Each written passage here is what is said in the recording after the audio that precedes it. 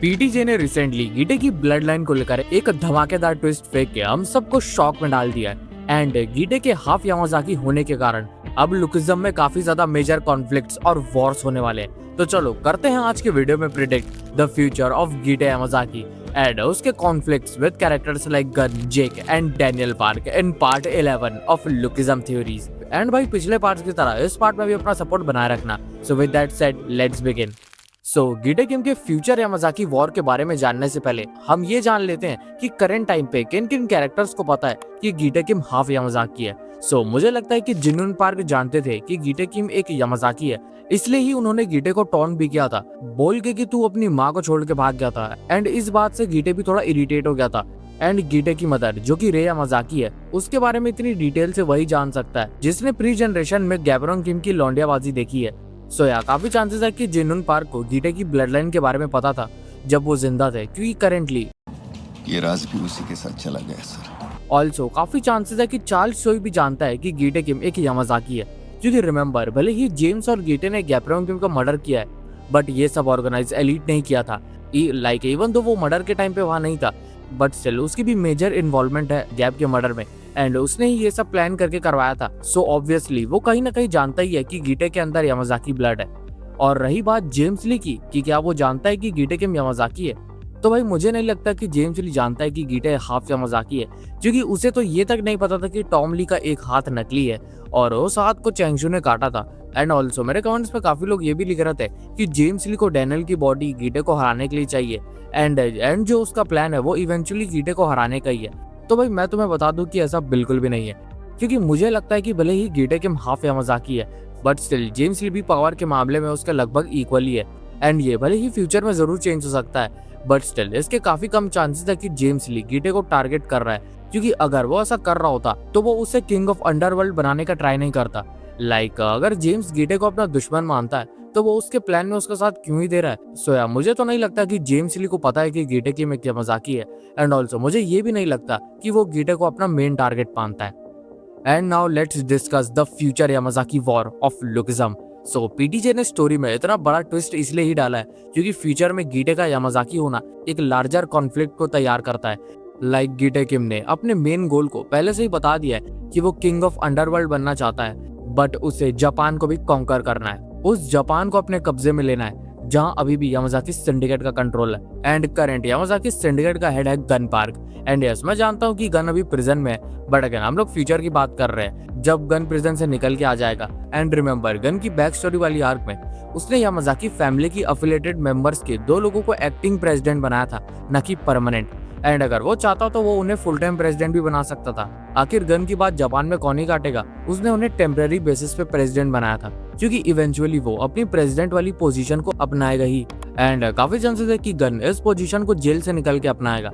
इसके साथ साथ हमें पीटीजे ने इनफ फ्रेंड्स दे दिए हैं कि गन और गीटे की फाइट लुकिज्म में कभी ना कभी होगी। गीटे का गन की टेक्निक को फील करके उससे लड़ने के लिए बहुत एक्साइटेड होना, एंड यही सेम एक्साइटमेंट गन का होना जब उसने गीटे किम के बारे में सुना था। एंड इसलिए इन दोनों यामाजाकीज का क्लैश होना तय है। एंड हम सब तो जानते ही है कि यामाजाकीज में फाइटिंग करने का कितना ज्यादा पैशन होता है। बट नाउ एक मेजर बात पे भी नजर डाल लेते हैं कि क्या गन को पता है कि गीटे किम यामाजाकी है।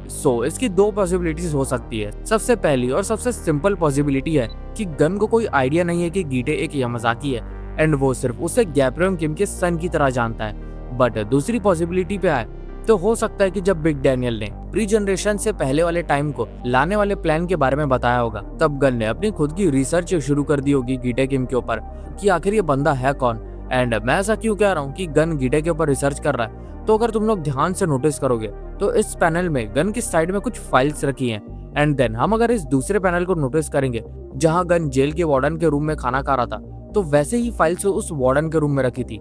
हो सकता है कि गन अपने फैमिली ट्री के बारे में एंड प्री जनरेशन के बारे में रिसर्च कर रहा है उन फाइल्स की मदद से, क्योंकि रिमेम्बर गन जिस जेल में है वो कोई अभी का जेल नहीं है, बल्कि वो जेल काफी पुराने समय से चल रहा है। एंड इवन प्री जनरेशन के भी कुछ स्ट्रॉन्ग फाइटर्स अभी भी उस जेल में लॉक है, जिनके साथ गन ट्रेनिंग / उनकी कुटाई कर रहा है। सो अगर किसी जगह में उसे प्री जनरेशन के बारे में, उस जमाने के लोगों के बारे में जानकारी मिलेगी तो उस जेल में ही मिलेगी। सो इससे मैं ये कहना चाह रहा हूँ कि गन को रिसर्च करते टाइम रे यामाजाकी के सडन डिसअपीयरेंस के बारे में पता चल गया होगा जब गैप ने केंजो को हराया था, एंड उसने वहां से डॉट्स कनेक्ट करके पता लगा लिया होगा कि गीटे किम अभी भी यामाजाकी है। एंड देन यहीं से इन दोनों के फर्दर कॉन्फ्लिक्ट का बेस शुरू होगा, जहां फ्यूचर में गीटे और गन की वॉर होगी, या फिर मैं कहूं कि गीटे की कार्टेल वर्सेस गन की यामाजाकी सिंडिकेट की वॉर होगी, क्योंकि गीटे किम को जापान को कॉन्कर करना है, एंड जापान को कॉन्कर करना मतलब यामाजाकी सिंडिकेट को हराना, एंड गन अपने होते हुए यामाजाकी सिंडिकेट को हारने तो देगा नहीं।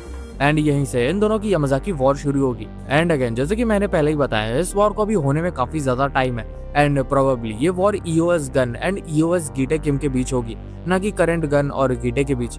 बट यार ये तो लगभग 99% कंफर्म है कि ये दोनों फ्यूचर में जरूर भिड़ेंगे, एंड इनकी फाइट को मैं पूरी गारंटी के साथ कह सकता हूँ कि ये पूरे लुकिज्म की सबसे ब्रूटल फाइट होगी, जहाँ सिर्फ एक ही विनर जिंदा निकलेगा। And now let's talk about EOS Jake versus EOS Gitae Kim, क्योंकि let's be honest current time पे तो जेक किम का कोई भी चांस नहीं है गीटे किम को हराने का। इनफैक्ट गीटे किम करेंटली अकेले ही पूरी बिग डील को सोलो कर सकता है, एंड ऑल्सो गीटे तो जेक को ज्यादा सीरियसली भी नहीं लेता है, और इसीलिए ही जेक अपनी अलायंस को और बड़ा करते जा रहा है गीटे किम से फाइट करने के लिए। पर अब जब हमें ये कंफर्मेशन मिल चुकी है कि गीटे किम एक हाफ यामाजाकी है, तब तो जेक के लिए उसे हराना नियरली इम्पॉसिबल हो चुका है। बट अगर मैं तुम्हें जेक किम के एक ऐसे पावर अप के बारे में बताऊं जो वो फ्यूचर में अटेन करेगा, एंड ये ईओएस जेक का सबसे बड़ा वेपन होगा, एंड ये पावर उसके फादर गैप्रोंग किम के पास भी थी, एंड इसी पावर से उन्होंने अपने काफी स्ट्रॉन्ग अपोनेंट्स को भी हराया है। एंड इस पावर का नाम है plot armour, also known as overcome, जो कि एक ऐसी पावर है जो अगर सामने वाले के पास आ जाती है तो चाहे अपोनेंट कितना भी स्ट्रॉन्ग हो, ओवरकम यूजर उससे भी ज्यादा स्ट्रॉन्ग होके उसे हरा देता है। एंड काफी ज्यादा चांसेस है कि जेक के पास भी यही ओवरकम की पावर फ्यूचर में आएगी, क्योंकि भले ही हम सबको लगता है कि गीटे का main and final opponent gun park है, बट रियलिटी यही है कि उसके भाई जेक किम को हमेशा से ही गीटे का फाइनल राइवल के तौर पे सेटअप किया गया है। एंड इवन दो जेक किम मेरा फेवरेट कैरेक्टर है, बट वो गीटे किम को बिना ओवरकम की रिडिकुलस पावर के साथ ही हरा सकता है, उसके बिना बिल्कुल भी नहीं। एंड काफी चांसेस है कि इन दोनों भाइयों की फाइट लुकिज्म के फाइनल आर्क में होगी, एंड ये फाइट प्रोबेबली इनकी पहली और लास्ट फाइट होगी। एंड नाउ एट लास्ट चलो गीटे किम और डैनियल पार्क के कॉन्फ्लिक्ट के बारे में भी डिस्कस कर लेते हैं, क्योंकि जब से ओजी डैनियल और गीटे किम की फाइट हुई है तब से हम सारे फैंस इनके रीमैच के लिए काफी ज्यादा एक्साइटेड है। बट ऑनेस्टली मुझे नहीं लगता कि अब दोबारा ओजी डैनियल और गीटे किम की फाइट होगी फ्यूचर में, बट यस बिग डैनियल और गीटे किम की फाइट होने के काफी चांसेस है, एंड इन दोनों की फाइट देखना काफी ज्यादा इंटरेस्टिंग भी होगा, क्योंकि फ्यूचर में बिग डैनियल अपने यूआई मोड को मास्टर करेगा ही करेगा। सो कंट्रोल्ड यूआई डैनियल वर्सेस गीटे किम की फाइट जब होगी तब ये लुकिज्म की one of the greatest fights में इंक्लूड होगी, क्योंकि एक तरफ एक फाइटर अपनी एनालिसिस स्किल का यूज करके फाइट करेगा, तो दूसरी तरफ एक फाइटर अपने प्योर इंस्टिंक्ट से। सो या this fight will be legendary to watch. And that was the prediction video guys. And again जितनी भी फाइट्स के बारे में मैंने तुम्हें बताया है उन सब में काफी ज्यादा टाइम है। लाइक अभी तो सेकंड जनरेशन के कैरेक्टर्स को काफी ज्यादा स्ट्रॉन्ग होना होगा जेम्स और गीटे जैसे मॉन्स्टर्स से फाइट करने के लिए, एंड इसलिए मुझे लगता है कि अभी काफी ज्यादा टाइम है इनकी फाइट्स होने में। एंड काफी चांसेस है कि प्री जनरेशन आर्क के खत्म होने के बाद हम एक ट्रेनिंग आर्क भी देख सकते हैं सेकंड जनरेशन के कैरेक्टर्स का, जहाँ पे वो लोग ट्रूली स्ट्रॉन्ग होंगे। बाकी अगर वीडियो पसंद आए तो वीडियो को लाइक करना, चैनल को सब्सक्राइब करना, एंड हाइप करना मत भूलना, और कमेंट्स में मुझे अपने ओपिनियन जरूर बताना। मिलते हैं नेक्स्ट वीडियो में।